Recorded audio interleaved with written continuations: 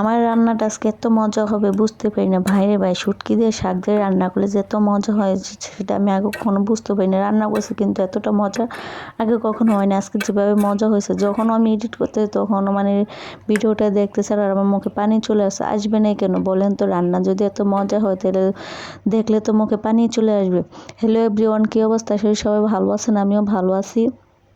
আজকে আমি শুটকি দিয়া পাঁচমিশালি শাক দিয়ে চচ্চড়ি করবো। এই রান্নাটা তো এত মজা হয়েছে যা বলার বাইরে। তো প্রথমে পরিমাণ মতো শাকগুলা দিয়ে দিছি, দিয়ে কাঁচামরিচ দিয়ে দিছি, দিয়ে এখন আদা রসুন বাটা যা যা লাগে সব কিছু পরিমাণ মতো দিয়ে দিলাম। দিয়ে এখন ভালো করে এগুলো কী করবো, লাড়াচাড়া করে একটু কষিয়ে নেব। কষানোটা এত মজা হয়েছে, শুটকির আগে কষাইনি, শাকের সাথে একসাথে দিয়ে দিছি। যে শর্টকাট রান্নার সময় নেই সেজন্য ওইভাবে দিয়ে দিছে।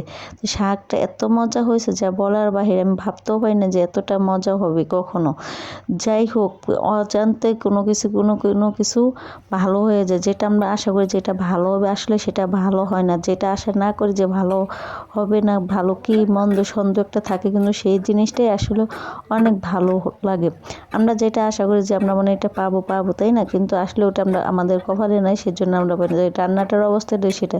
যেদিন মনে করবেন যে আজকে রান্নাটা অনেক মনোযোগ দিয়ে ভালো করে রান্না করি, সেদিন আসলে কোনো রান্নাটা অতটা ভালো হয় না। যেদিন মনে করেন যে ফালিয়া সরে রান্না করো, যে কী রান্না করে, ভালো হলে হবে, না হলে নেই।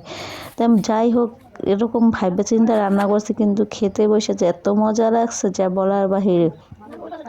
অনেকে খাইছে, খেয়ে অনেক রিভিউ দিয়েছে যে শাকের তরকারিটা এত মজা হয়েছে যা বলার বাহিরে, যে আপনি এত সুন্দর রান্না করতে পারেন। আমরা তো শাক দিয়ে শুটকি দিয়ে রান্না খাই নাই কখনো, তো আপনি মাঝে মাঝে আনেন, কিন্তু আজকের রান্নাটা এত মজা হয়েছে যে বলার বাহিরে। তো কী বলবো, নিজের রান্নার প্রশংসা নিজেই তো বলতে পারি না, তারপরে বলি যেহেতু আমার নিজেরটা নিজে করি, যেহেতু অন্যকে আবার রান্না করে দেয় না, সেজন্য নিজের প্রশংসা নিজে করি। আর নিজে করবো না কেন? যেহেতু আমার রান্নাটা অনেক মজা হয়েছে, অবশ্যই করার দরকার। অন্যকে করো তা তখন মানি না। তারপর আজকে রান্নাটা অনেকে খেয়ে অনেকে প্রশংসা করছে। তো ফাইনালি এখন রান্নাটা আমি এখন পেঁয়াজগুলো পরিমাণ মতো দিয়ে তেল দিয়ে এখন বাগার দিয়ে নেব। বাগারের মধ্যে হলে স্বাদটা অন্যরকম। তো পেঁয়াজটা ব্রাউন কালার করে ভেজে নেব। নিয়ে এখন শাকটা যে দেখেন ব্রাউন কালার করে ভেজে হয়ে গেছে, এখন শাকটা দিয়ে দেবো। দিয়ে এখন ভালো করে একটু